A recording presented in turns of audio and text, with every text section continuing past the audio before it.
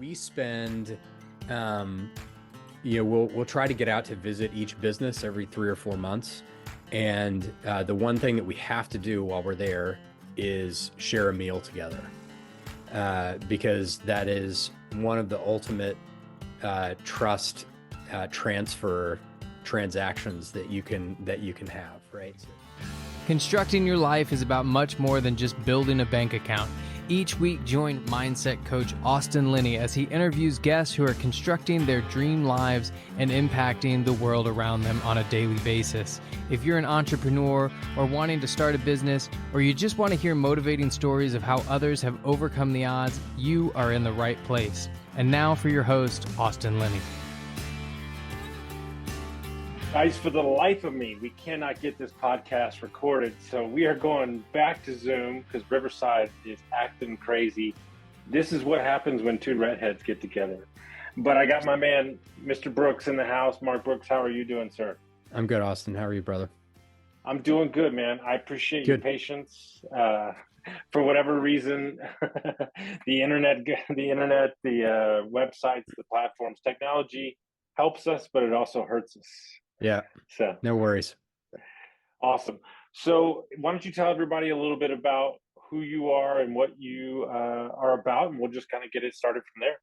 Yeah, sure. So I work for an organization called Permanent Equity, and we are technically a private equity firm, but we're pretty different from traditional private equity. So our fund life is 27 years instead of the typical 7 to 10.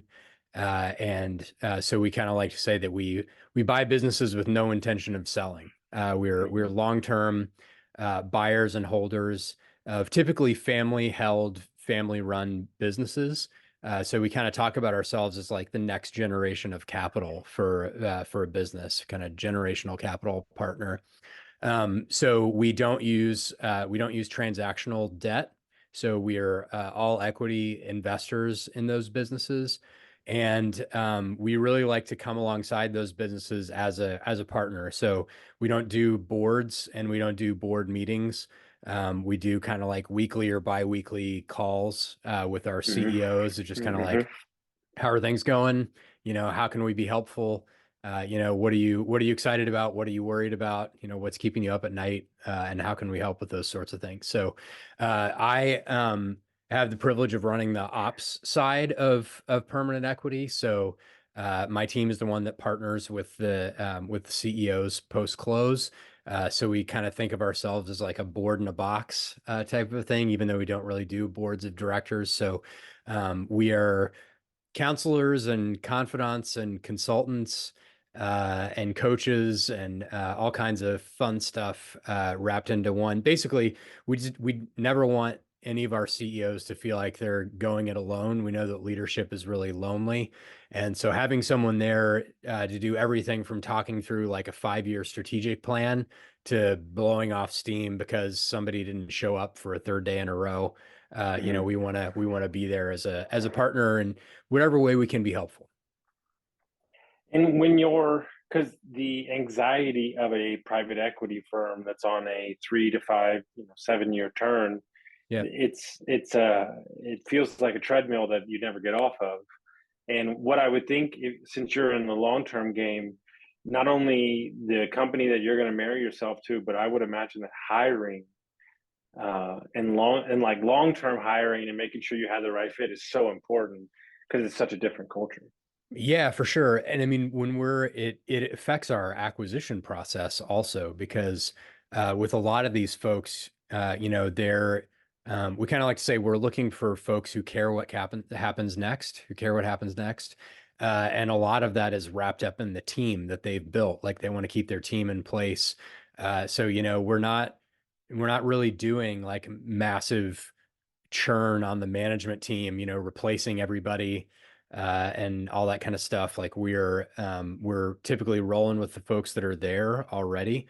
And so knowing that some of them, most of them are younger than I am, right? So they're going to be around. We're going to be working together for a long time. So getting to know that team, not just as employees, but as individuals is super important because we are trying to build that long-term relationship with them because we anticipate partnering with them for a long, long time. And I think what's interesting, to get into your mechanics of you managing and everything, I've met a lot of people, and I swear, no matter what's happened, I've done 600 of these and I've never had this happen before again. Yeah. But when I met you at the event at the Main Street Summit, I've never Yeah. met somebody that listens the way that you listen. Mm. Like, there's listening, and then there's listening to really like listen. It's like even so far past that, it's ridiculous, right? Because you're genuinely, like, you genuinely care about what coming out of somebody's mouth. You're not looking to say that next thing, and it's very rare, especially in this day and age, to run into somebody like that. Well, I appreciate you saying that. And I think that is just being around and making the opposite mistake enough times to learn. I mean, I think we spend 99% of our times in conversation waiting for our turn to go. Especially folks like me who are more extroverted types of people, and an external processor and all that sort of thing. Like, my first trigger instinct is to talk more. And so it's just been years and years of walking away from conversations with people and realizing that I didn't really learn anything about them. And I think a lot of that, there's just a lot of ego wrapped up in that, I think, where we want to feel like we have said something important and impactful and revelatory to the person that we're talking to.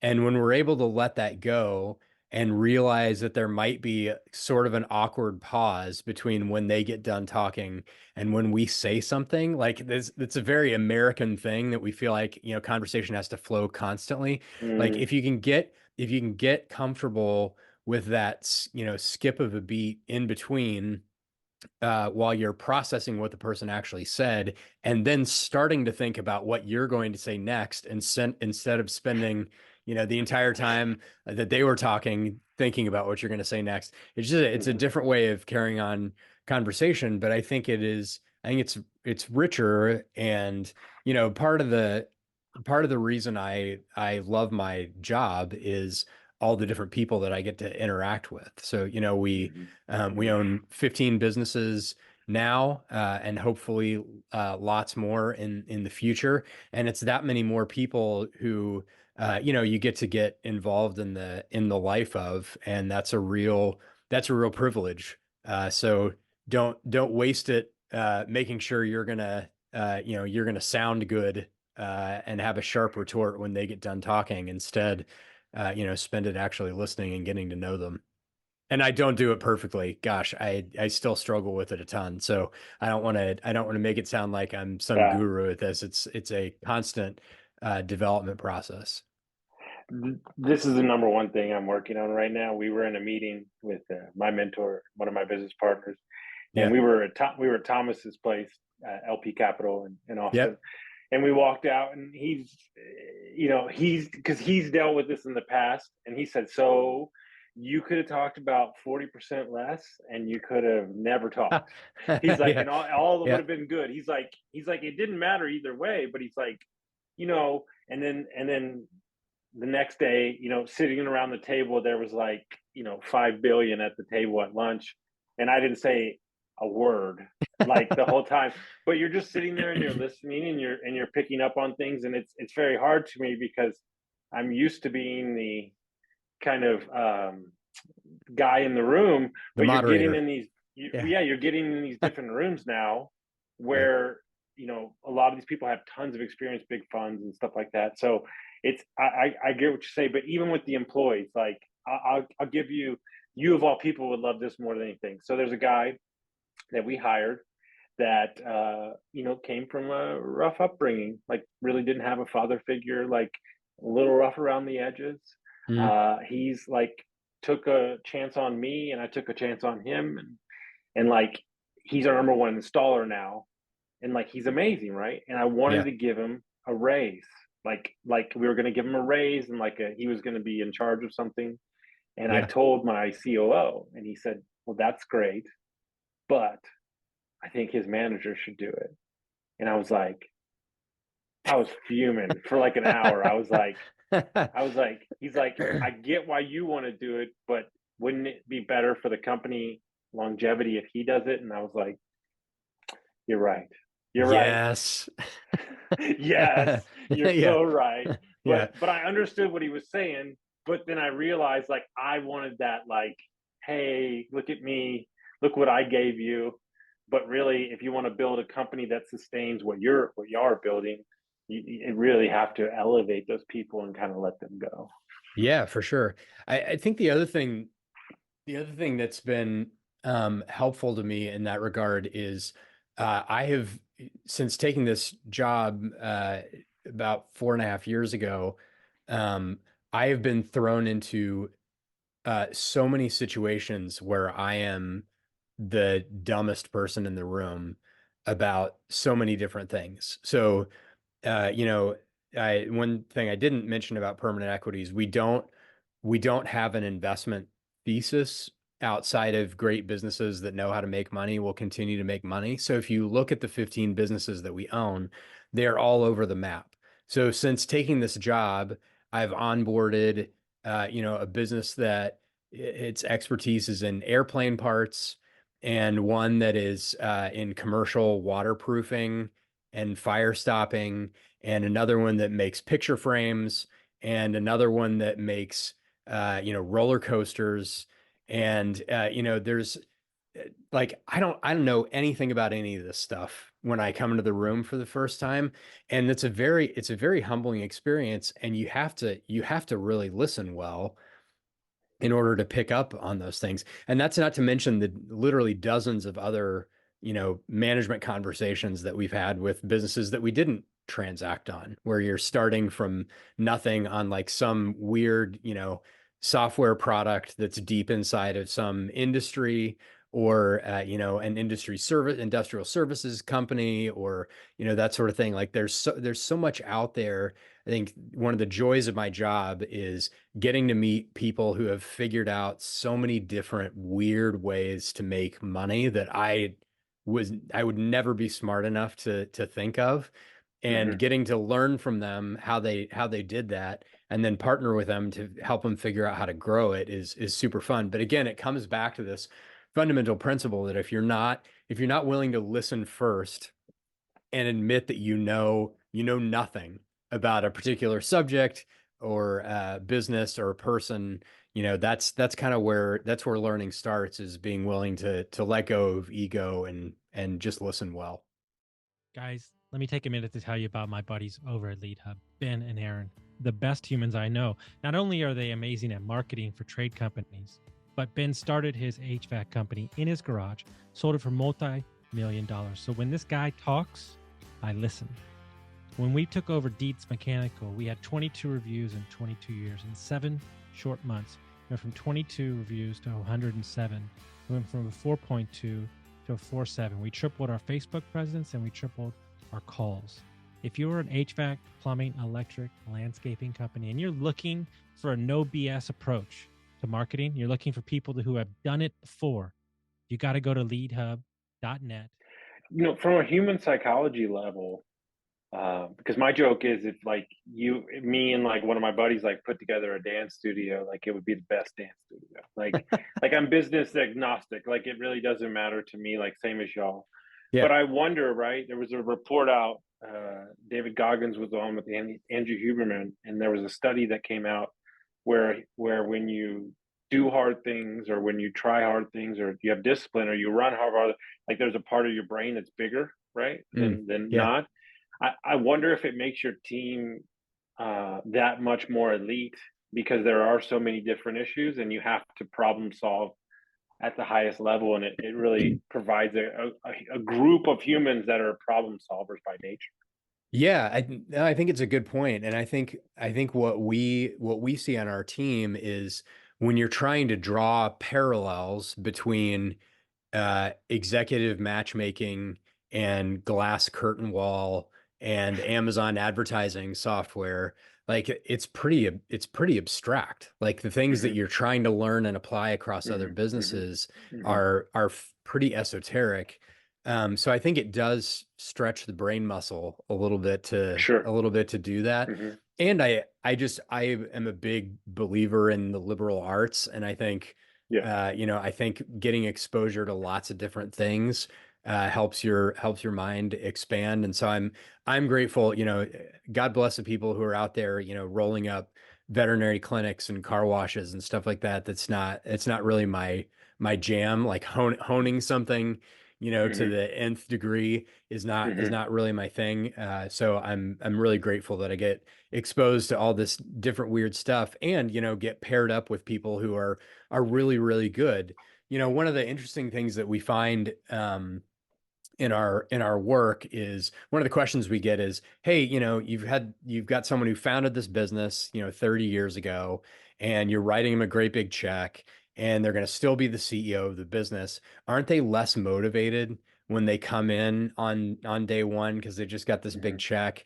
And we actually find two things pretty consistently. One is that they're way less stressed. Like they have way more mental bandwidth to actually Yep. think about the business itself instead of Hmm. their personal position in the business. And, waking up in the Hmm. night sweats, when you're Hmm. 63 Yep. years old and realizing 99.9% of your net worth is tied up in this one thing can be pretty stressful. Hmm. So, Hmm. so that's one thing. And the second thing that I think is really cool is, as they, most of these folks started a business because they discovered something really interesting and Yes. unique about Yep. the Yep. industry or sub Hmm. industry that they're in. And they were so passionate about it that they started a business. And then the business grows and they get to 10 employees, and they get to 20 employees, and they get to 50 employees. And now they're doing more HR stuff than they are the thing that they really started out Sure. being good at.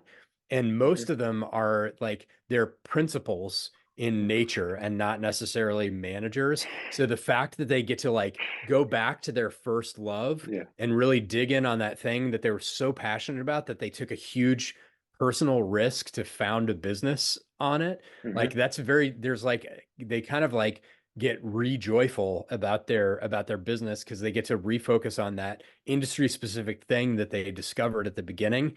And they've got help now as we bring resources to bear and that sort of thing to handle all the stuff that they've just taken on out of necessity throughout the years, that they can now kind of slough off as we build up the management team around them. And they can focus on that little nugget Hmm. that they founded a business on so long ago. It reminds me about the analogy, that story about the businessman and the fisherman, right? Like where, Yes. like it's kind of that thing, right? Because I and I'll use it for my context, like I could sell anything, but like the complexity to designing and engineering commercial HVAC Yeah. is mind numbing. Like we're doing a job, like the thing's been there since 1880, like 5 stories, like Yeah. the amount of complexity and the system that needs it. Like there is some beauty to this like game, right? Oh, sure. And that's cool. But then there's the 9 bajillion things you have, the lawyer, the HR, the all those things. So like Yeah. what I find when you talk to a lot of older especially guys that love design, like the HVAC, they've like there was a thing that they started with that they loved, and then somehow in the middle it all got terrible, and they're like, I don't want to do any of this stuff, and then you Yeah. have to trust somebody else, right? And so that's why this is so important, because you've taken an idea they had, you get them the resources, they get to do what they love, and then now their legacy gets to continue on, right? Yeah. There's something I heard when you were on Fort podcast, because it's something I've been rolling around with. A lot of people say they're people first organizations, Hmm. and I'm all about that, and that's the way we are too. But there's people first, and then there's being a doormat. And I think like that's where people get it twisted. They think people first is all kumbaya. But when I say people first, it sounds to me it feels like accountability, like Hmm. in every way. Like how do you, like obviously I don't I mean you might not say it on your website, but y'all are, you care about your people. How do you be people first but not be a doormat where you're just getting run over and getting held hostage? Yeah, I mean there are trade-offs there for sure. I would say that we're relationship first. Okay.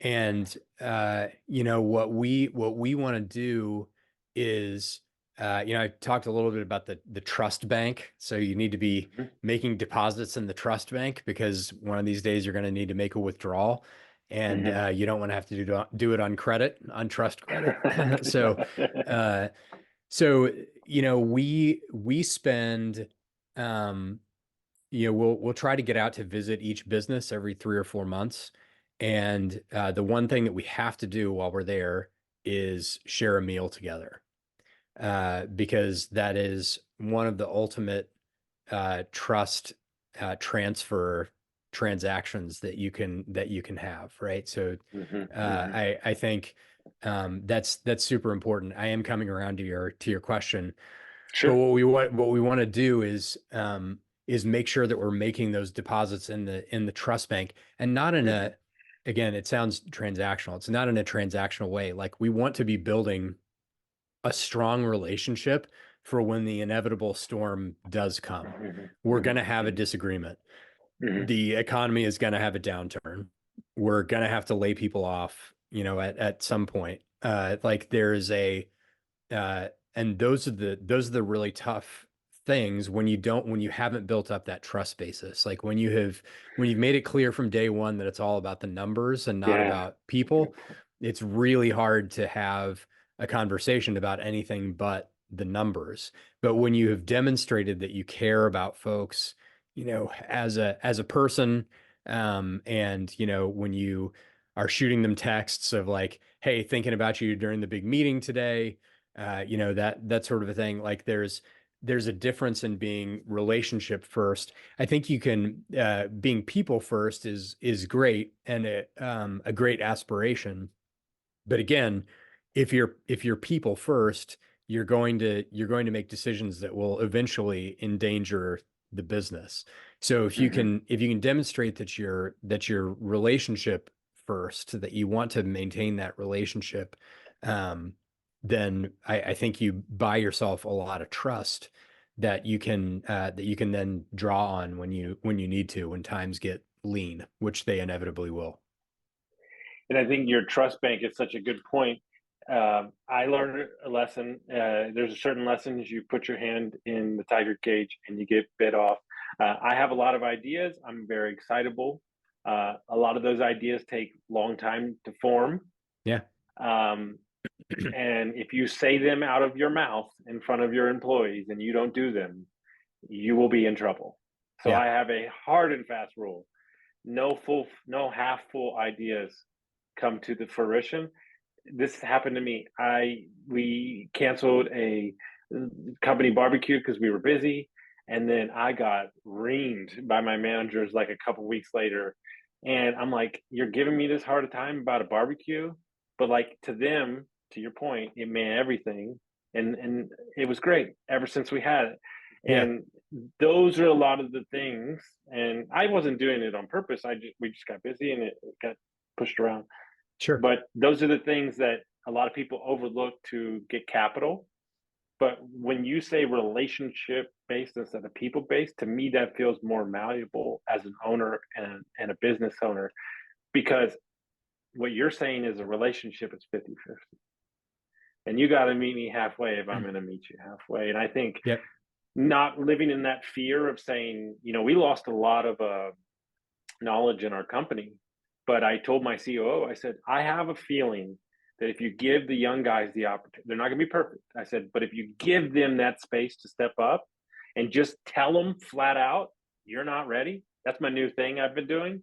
I Yeah. hired a I hired a 20-year-old project manager, the smartest kid I've ever met in my entire life. I was going to hire for this other role, and I literally said in the interview, "You're not ready." I said it to him 3 times. I said, "This is 4 years too early for you, but we're going to give you a chance. See if you Yeah. do it." Yeah. And he knocked it out of the park Yeah. because because we gave, hey, well, they don't think I'm good enough. Like that's what we fear about. But it's like, no, just kind of tell them what's what. And but I believe in you because I spent a lot of my time in hospitality, right? Mm-hmm. And if you worked at really nice restaurants, they had a rule. If you waited tables for more than 10 years, they wouldn't hire you. And I'm like, what are you talking about? They said, because you have so many bad habits past 10 years, we don't want to hire you. Mm. So I'd rather hire them young and then get them indoctrinated into our culture, right? Like Yeah. I talk to people like you. I interviewed a guy yesterday, Ken Russ. Like I would give everything right now. I'm 41. I would give everything to stop what I'm doing, go back to 18, and just work for y'all. And just work for y'all and Yeah. learn and listen and hear and go to meetings that I shouldn't be in and just grow. Like we discount, and I felt it at the event that y'all put on, that Brent Mm-hmm. put on. We're missing community in business. That's what we're missing. And when you get Yeah. with a company that has accountability, love, empathy, they want to show up. Like when you came on board, like was that already there, or has it grown from when all these great pieces came together? Yeah. I mean, I would say it's been there from the beginning. I think, Okay. Brent really, he started off as an entrepreneur and built, three businesses in kind of the marketing and advertising space. And then bought a business in the similar space. And so he's always had, Emily has basically been around from the beginning. Lori and Sarah on the finance side have been around almost since the beginning. And so that sense of community and caring, I think is important. I think we ought to be careful about calling businesses families because Yeah. they're not. Uh, Yeah. I think they're a great business is like a really great sports team. So there is a very collegial nature, and I think as you build teamwork and connection, I mean, I'm sure you've run into this. Like there are people that you have worked with in the past that you absolutely would have stuck your neck out for, right? Mm-hmm. Like you would run Mm-hmm. into Mm-hmm. traffic for those people, and that's great. The thing that's different about a family is that you are welcome inside of a family. Well, I should say a healthy family, regardless of performance. And that's the analogy with the Mm-hmm. sports with a high performing sports Mm-hmm. team is that part of the interconnectedness, part of the shared experience, and part of the trust is because it is so fun to perform at a high level Sure. together. So Sure. there's Sure. you go and look at like the great sports teams, who won championship after championship. Like there was a connectivity amongst the individuals on that team that came from elite performance. And so that's I think we do have that connection and that care for each other, but Sure. it is more like a sports team than it is Sure. a family, which is an important Oh, distinction. I would imagine there's some chirping when somebody finds a business or like, gets the big contract, like, of course, right? Um, like my guys never had like goals ever. Like they never had them. Like they don't know what they are. Like I had to teach them Yeah. like everything. But like we set a goal for one of the guys who used to be our lead tech, now sales guy. And I tried for the life of me to get him to double the goal at the beginning of the year because he's really good. Yeah. Well, it's Yeah. January 16th. I think he's already 33% through the goal. And he goes, well, I'm going to be about 40% up through it by February. And I said, so you know what I'm going to do to you, right? I'm going to make it go. But like the thought of like that even happening even hitting the first goal, never, like I could never do this. Now he's going to, 2X it. And Yeah. like that, and he's rivaling with his sales manager, right? And there's, we've kind of pushed competition out of society, or it's not good or whatever, but like let's be honest, like what do they say when you get in a relationship? You put on about 10 pounds, like, Yeah. but then the spouse starts working out and you're like, hold on, Yeah. I need to I got to start, keep up. Yeah. I got to keep up. Right. Yep. And so, now I'm just chasing like podcast episodes. It's like, all right, I'm just going to keep going, and so like, you have to find these little games because, frankly, the day-to-day grind can be myopic by nature, Yeah. especially if you're so disciplined in the deals, right? And I think that's something that's not talked about enough, to wait for a great business and then to not just do deals like that. That behavior is something that I study on a regular basis. I have a buddy, probably one of my best friends. He used to work at Goldman Sachs. He works at UT Endowment now. When COVID hit, they have a $50 billion fund. When COVID hit, they were minus 50 billion in losses. All right. So I love to talk to him, like, what's your mood? He's like, well, I just had my first kid. We're working from home. It's a complete nightmare. He's like, well, we got to get to work. And then so I talked to him like 8 months later and they were up 50 bill. And I'm Yeah.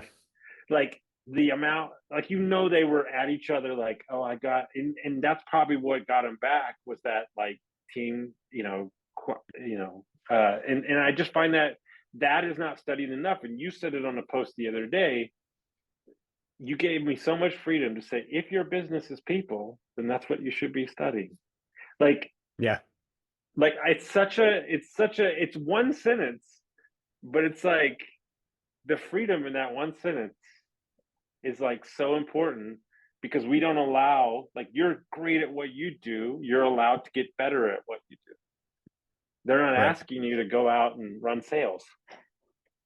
Yeah. Thank goodness for that. Yeah. I think, and I think that, I mean, it brings up a point. You're talking about kind of egging each other on and that sort of thing. And I think when you can build that into your incentive structure, Mm-hmm. that's really important. So one of the best examples I've seen of this was a manufacturing business that we did not end up doing a deal with, but they had built this really interesting incentive structure. So it's your typical kind of job-based manufacturing site. So, site A does this thing and then they push it down the Mm-hmm. line, and site B adds value, and then Yeah. they push it down and site C adds value, that sort of thing. And they started off where everybody was just making an hourly rate, and that gave them one level of productivity. And so then they added a bonus for productivity within your site. So like site A had these performance goals, and if you beat those performance goals, everybody got X incremental dollars every week. And so what happened was they had these big, carts with the piecework on it. And so they would take them, and then they would just, like, they were trying to get so much done, they would just shove them down to the B site, and everything is like disorganized and the paperwork is everywhere. And so the site B folks actually had to spend more time like rearranging that stuff and getting it ready for their value add segment. And so Mm-hmm. they added another incentive for the productivity of the site that was downstream of yours. And you wouldn't believe what happened next. Those carts were lined up in perfect order. The paperwork was right where they needed it to be, along with any special instructions that they needed to know about this batch versus this batch. And then they added on top of that one for the productivity of the overall plant. And that's when everything started clicking. So I think they estimated that they increased their productivity somewhere between 2.5 and 3x. And they certainly did not have to 2.5 or 3x payroll to do it. So there's, even on large teams like that one, I mean, they had Yeah. several dozen employees working on the floor there. If you can figure out how to create incentive systems that incentivize that teamwork, Mm-hmm. then I Mm-hmm. think it can really reinforce, like, this is the type of culture that we want to build here. We want you working together. We Mm-hmm. want you for the other the other guy or gal downstream from you. And it can really produce some very cool stuff. It reminds me of like the Henry Ford thing when he went to 24-hour shifts and they wrote how many cars they did in the morning and then the night crew wrote. We actually had a similar situation. They had no incentives. Sales guys are getting commission. We actually incentivized hitting the project number on the days that we allowed for it. Okay. And then we incentivized all the way down to the project manager. And it got police central because the sales guys were fighting with the installers 24/7. Yeah. You didn't set me the job up right, and you didn't do this, and you took too many days. As soon as we incentivized both sides of it, it was amazing. Yeah. And there's a quote out there, I can't think of it because Andrew Wilkinson talks about incentives and Warren Buffett talks about all the time. Like your business will be as productive as your incentives are, or something like that, somewhere in that. And it really is like, because I'm the same way. Like there's a lot of days. I just want to sell it all. I want to get in my car and I just want to be a salesman for somebody. I want to be a mercenary and I don't want a salary. I don't want any ceilings. Like, just like Tommy Boy, just send me out on the road and let me close. and there'd be so much freedom in that because there's no ceiling and you earn with, it's such a different game, right? But you can do that all the way through. They talk about it all the time in call centers and HVAC places where they're incentivizing in these. Now the people answering phones are making, like we changed our CSRs 50 days ago. We went from 40 to 60% booking rate to 100%, 45 days in a row. Okay. And I'm like, look, you can have whatever you want. Do you want my house?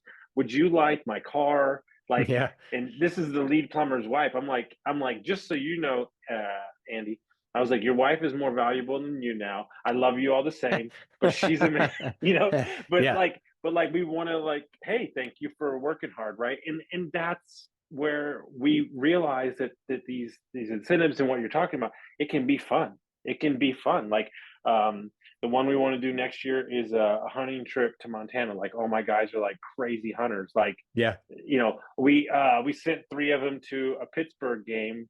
They're obsessed with the Steelers, but that was a vendor trip that the owners were supposed to go on. But I sent them instead. And my vendor's like, why? And I'm like, because I don't care about football. And they're very excited about it. And they never got to go to suite. Like, that's the kind of stuff, like, but they earned it, like their managers, and they've been killing it. So when you find that mix, it's just so much fun. It doesn't have to be so monotonous every day when you show up. Yeah, totally agree.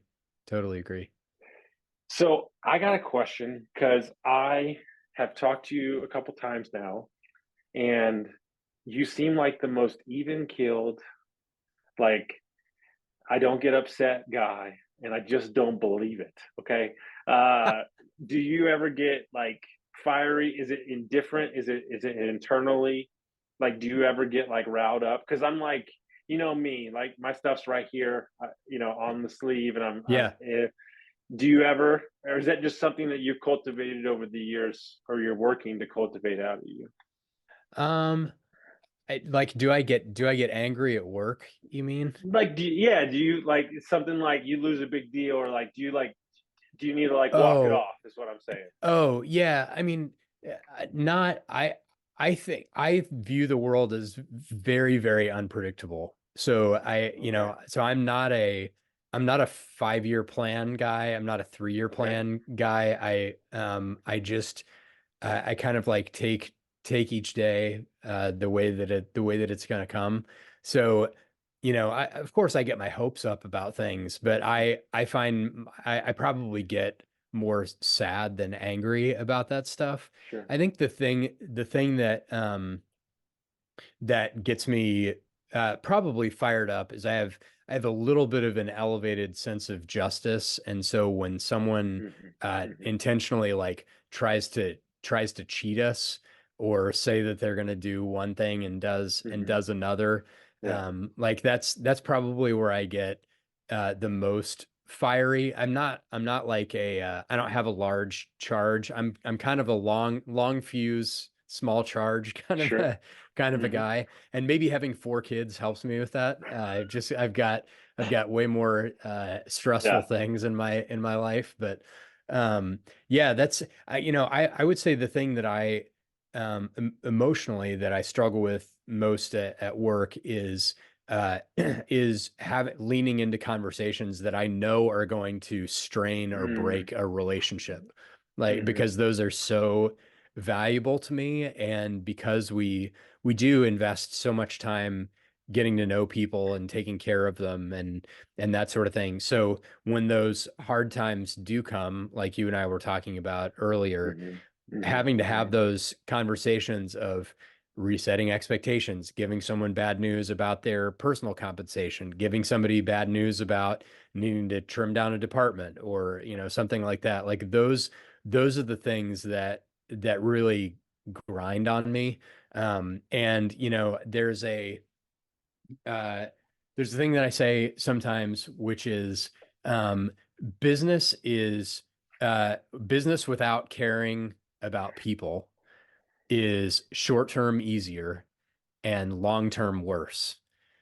Business with caring about people is short-term harder, but long-term better. And hmm I think that having to remind myself of the long view of that is something that I have to do fairly often, because if you think about the job that we have, we get involved in all kinds of cool growth stuff and that sort of thing. But most of the time, we're not the ones that come up with the ideas. We're just there hmm for support. So the stuff hmm where we have to lean in on usually isn't like the super pleasant stuff. No. So knowing that, as a highly relational person that values those relationships, reminding myself that, hey, it's business is still like you were talking about earlier around community, needing community in business. Like it's better when you care about people long term. Short term, it's harder. Like if I just hmm think about each CEO as as a social security number, or a salary number on a spreadsheet or something like that, man, short term, that would make my life so much easier, and I would be the hmm loneliest, hmm most miserable business hmm person ever by hmm not valuing those relationships and growing them over time. So it's a trade-off. Like you can take a bunch of short-term pain, but be way happier long term that you cared about people and took good care of them. Or you can treat people like crap short term and be completely lonely for the rest of your life when it comes to business. So it's really deciding which one you want to be. So to your original question, the thing, I don't struggle with anger as much as I do just anxiety around having really difficult conversations with people. And it's something that I'm 45. It's something I still struggle with. It's something that I still aspire to get better at, is those hard hmm conversations. Yeah, it's the truth. I just told my team today, especially my office people, I said, your job is not to deal with the angry. I said, that's my job. Yeah. And it's, Yeah. and secretly, I don't mind it because like I have this like weird thing where I love to make angry people happy.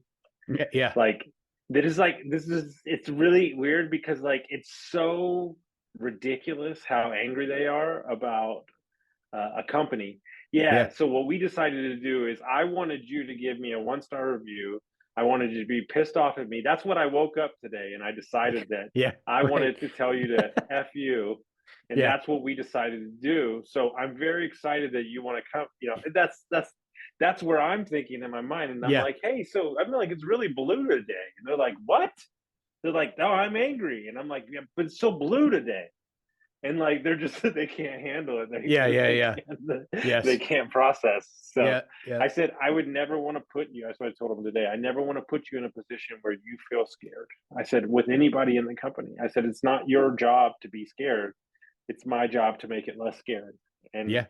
protect you, right? And you're so right. So if people want to find out about permanent equity, they want to check out, how would they do that? Yeah. So we actually do a lot of writing about what we do and what we stand for. So you can go to permanentequity.com and we've got a content section there that you can filter by subject area and that sort of thing. So if you want to learn about operations, want to learn about investing, want to learn what we believe about incentives, like all that stuff, you can filter down and read some of our longer form essays. A lot of us are on Twitter. So Brent Beshore, the founder of the firm, is on there, and really did a lot of the growth of the firm through, his writing on Twitter, and met our original set of investors on Twitter also. So he's there. I'm there at Mark Brooks. Tim, our chief investment officer, is there at Tim Hansen without the N at the end. He had a username issue. And so we kind of post our ideas all the time. Tim, actually, I should mention, is getting ready to start his daily newsletter again. So he writes every day, writes a few paragraphs about something that he's thinking about on the investing or on the operations side. It's really good stuff. Recommend you sign up for it. It's called Unqualified Opinions. If you go to permanentequity.com, you can find all that stuff there. And I mean, we're looking for family-owned, family-run businesses that are looking for that next step. We'd love to partner with folks. So if you know of anyone, please send them our way. So I'm gonna say this. So Mark, my producer, the other Mark, I want you to clip this out because I want to send it to the team over there. I've traveled a bunch. I spent 21 years in hospitality, and when I say high, I'm talking about some of the best hotels and restaurants in the country. Yeah. And been to a lot of events. The attention to detail and the community and the aspects of the event that I went to, Main Street Summit in Columbia, was the best I've ever seen. And what I mean by that is it feels awkward a lot of times when you get a bunch of narrow-minded, driven entrepreneurs together, and they're trying to all check in at the same time. But everything was so great. Nobody was rushed. It was just, I don't know. It was just great. And people, more importantly, the reason I know it was great was the speakers were happy to talk to whoever. And that meant to me, like, they were actually there for the right reasons. Like, I got to talk to Andrew Wilkinson, like, let it be known, that's my man crush. And he was the nicest guy I've ever talked to in my entire life. I got to meet Walker Dybel, who changed my life with his book, like, just the best. But none of that could have happened if it wasn't done like amazingly. I know I can't think of the name. I'm sure you could shout it out right off the top of my head. But the company that puts it on, I told everybody the Capital Camp team.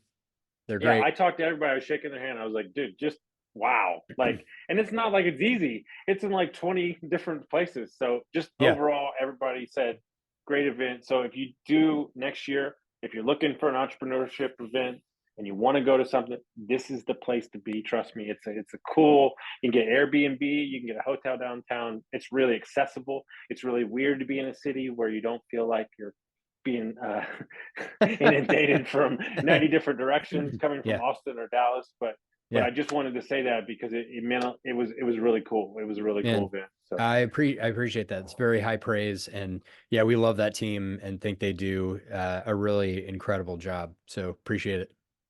Awesome. And the Scott guy about the water, he's not allowed to speak ever again because all I do is cry when he speaks. Dude, that guy blew it out of the water. And then David Perel, who I'm loving his podcast. So just so much good stuff. It's But guys, if you like this episode, send it to a friend, share it with somebody to get some value, and we'll see you next time. All right. Thanks, Austin.